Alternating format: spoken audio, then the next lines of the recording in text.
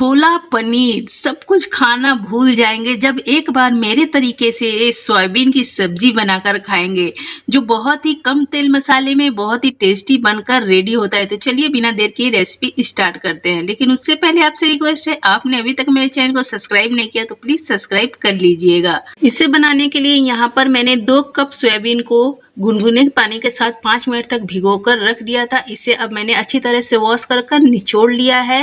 तो यहाँ पर मैंने छोटे साइज वाले सोयाबीन का यूज किया है, आप चाहे तो बड़ा वाला सोयाबीन भी यूज कर सकते हो। स्वाद अनुसार नमक ऐड करेंगे, हल्दी पाउडर हाफ चम्मच, 1 चम्मच धनिया पाउडर, 1 चम्मच जीरा पाउडर, साथ में ऐड कर देना है 1/4 चम्मच गोल मिर्च का पाउडर। और इसमें हम ऐड करेंगे रेड चिली फ्लेक्स।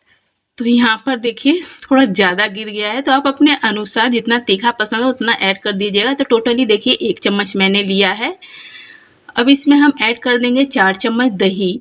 तो ये मेरे घर की दही है, बिल्कुल ताज़ी है, फ्रेश है। तो इसमें दही का पानी बिल्कुल भी नहीं ऐड करेंगे, सिर्फ 4 चम्मच दही ऐड करेंगे। अगर आप मार्केट वाला दही यूज कर रहे हो तो आप 8 चम्मच भी ऐड कर सकते हो, कोई दिक्कत नहीं है।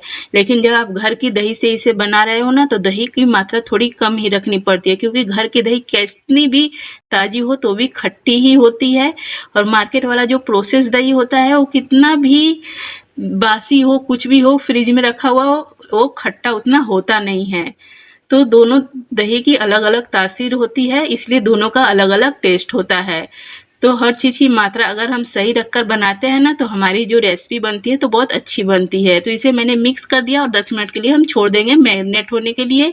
यहाँ पर मैंने प्याज, अदरक, लहसुन, शिमला मिर्च, टमाटर, धनिया और हरी मिर्च को काट कर ले लिया है। तो यहाँ पर एक बड़ा साइज का ये टमाटर है, मतलब आप समझ लीजिए 1.5 टमाटर। और यहाँ पर देखिए 4 हरी मिर्च, थोड़ा सा धनिया और 3 मैंने प्याज काटा है, 25 कलियां है लहसुन की, 1.5 इंच टुकड़ा है अदरक का। लहसुन, प्याज और अदरक को हम पीस लेंगे और जो शिमला मिर्च, टमाटर बाकी है उसे हम अभी साइड में कर देंगे। यहाँ पर पैन में मैंने 50 ग्राम ऑयल ऐड किया और साथ में मैं इसमें 1.5 चम्मच बटर ऐड कर रही हूँ।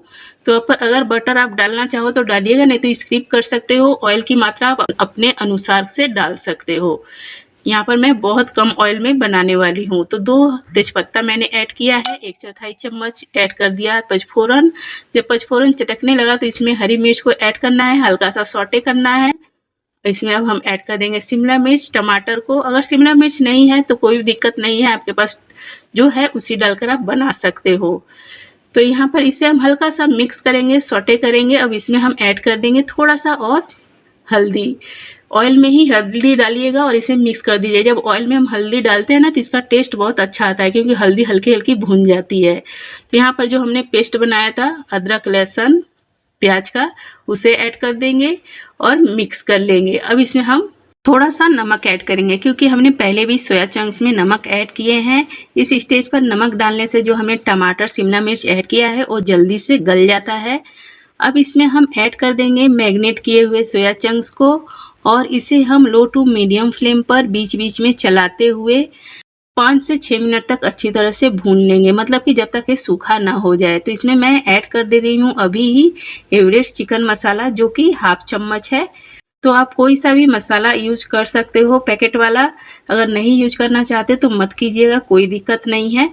तो अभी इसे भूनते हुए मुझे 4 मिनट हो चुके हैं और आप देखिए इसका टेक्सचर कैसा हो चुका है। फ्लेम को लो टू मीडियम ही रखना है, हाई फ्लेम पर इसे नहीं भूनना।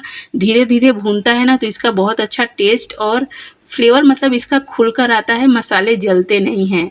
तो अभी लगभग 6 मिनट हो चुके हैं और देखिए बिल्कुल सूखा हो चुका है। अब इसमें आपको मॉइस्चर नहीं दिख रहा होगा। तो इस स्टेज पर हम इसमें गर्म पानी ऐड करेंगे, ठंडा पानी नहीं ऐड करना है। ठंडा पानी ऐड करने से हमारा जो कुकिंग प्रोसेस है बंद हो जाता है, तो इसका टेस्ट में थोड़ा अंतर आ जाता है। कितना भी आप कहो कोई अंतर नहीं, लेकिन अंतर आ ही जाता है। तो आपको जितना ग्रेवी बनानी है, सूखा रखना है, उस अनुसार से पानी ऐड कर देना है। और हमने जब गर्म पानी ऐड किया है तो इसे पकने में तो ज़्यादा समय नहीं लगेगा। तो इसी स्टेज पर हम इसमें गरम मसाला ऐड कर देंगे हाफ चम्मच के लगभग में, और इसे हम ढककर 2 मिनट तक कुक करेंगे। अभी कुक करते हुए 2 मिनट हो चुके हैं। तो आप देखिए हमारी ये ग्रेवी बिल्कुल परफेक्ट रेडी हो चुकी है। तो मैंने गाढ़ी ग्रेवी बनाई है, क्योंकि मैं इसे रोटी के साथ सर्व करूंगी।